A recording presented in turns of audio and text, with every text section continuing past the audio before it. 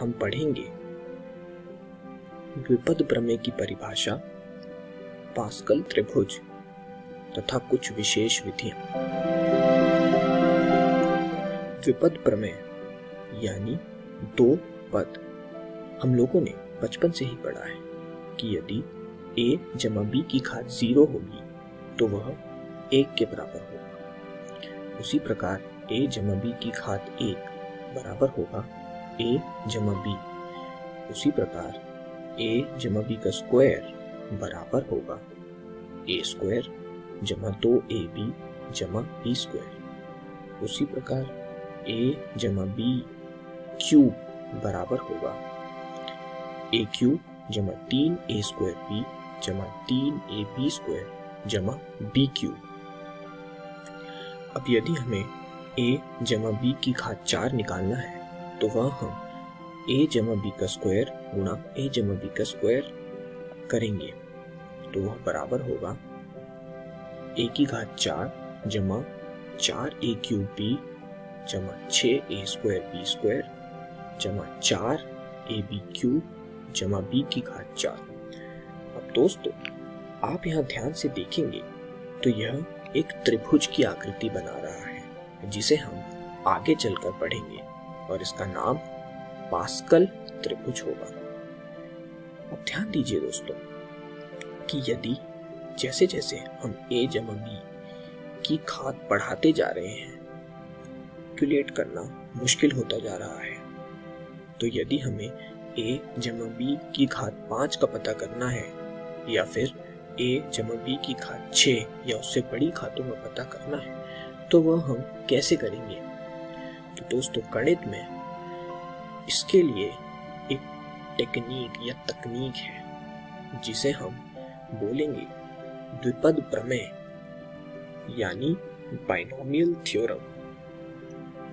चलिए पास्कल त्रिभुज के बारे में पढ़ते हैं। जैसा कि आप इस आकृति में देख सकते हैं, पास्कल त्रिभुज के पहले और आखिरी अंक हमेशा 1 होगा और उनके बीच वाले अंक ऊपर के दो अंकों का योग होगा।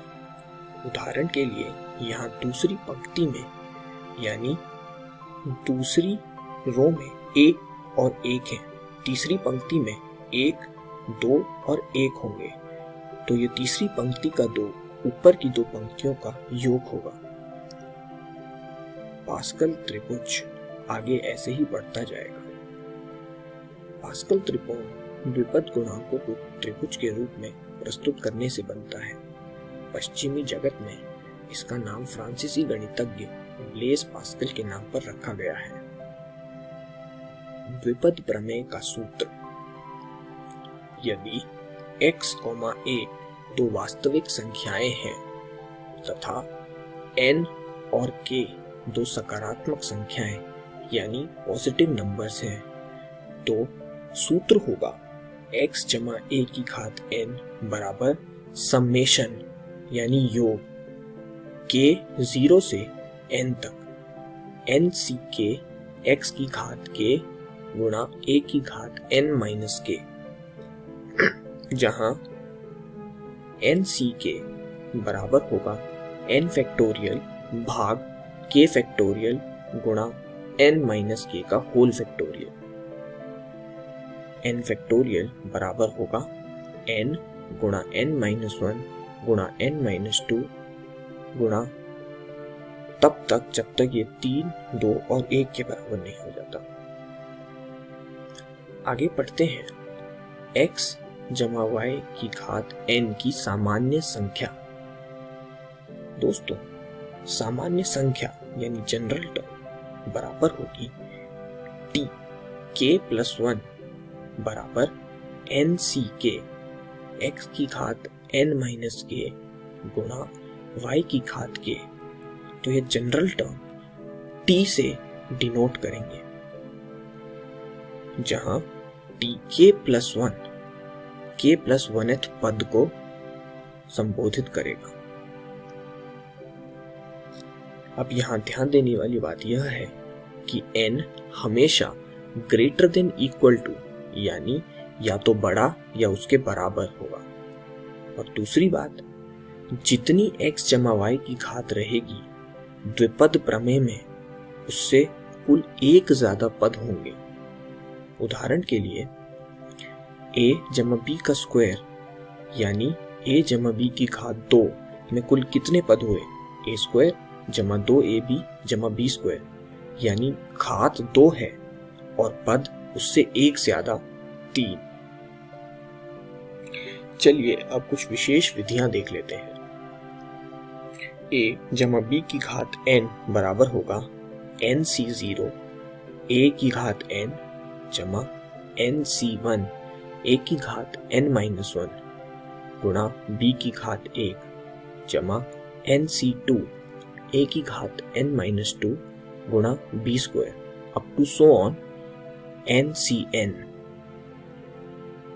जहां nc0 पहला पद होगा, nc1 दूसरा पद होगा, nc2 तीसरा पद होगा। अब दोस्तों यदि हम a जमा b की घात n को घटाएंगे a माइनस b की घात n से, तो देखते हैं क्या मिलेगा। हमें 2 गुणा nc1 a की घात n गुणा b की घात 1 जमा nc3 a की घात n-3 गुणा b क्यूब जमा nc5 a की घात n-5 b की घात 5 ऐसे चलते हुए। तो यह ध्यान से देखेंगे तो यह होगा 2 गुणा सम स्थानों पर शब्दों का योग, यानी इवन जगहों पर शब्दों का योग, क्योंकि nc1 जैसा ऊपर पढ़ा दूसरा पद है। अब दोस्तों देखते हैं a जमा b की घात n को यदि हम योग करेंगे a माइनस b की घात n से, तो हमें क्या मिलेगा? यह होगा 2 गुणा nc0 a की घात n b की घात 0 जमा nc2 a की घात n-2 b स्क्वायर जमा nc4 a की घात n-4 b की घात 4 अप टू सो ऑन। अब यहाँ ध्यान दीजिए, यह होगा 2 गुणा विषम स्थानों पर शब्दों का योग, यानी 2 गुणा ऑड जगहों पर शब्दों का योग, क्योंकि nc0 जो कि पहला पद है वह एक विषम स्थान है।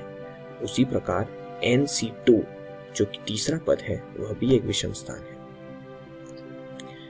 तो दोस्तों इस वीडियो में हमने सीखा द्विपद प्रमेय का सूत्र, पास्कल त्रिभुज तथा कुछ विशेष विधियां। अगली वीडियो में हम देखेंगे मध्यम अवधि और द्विपद गुणांक।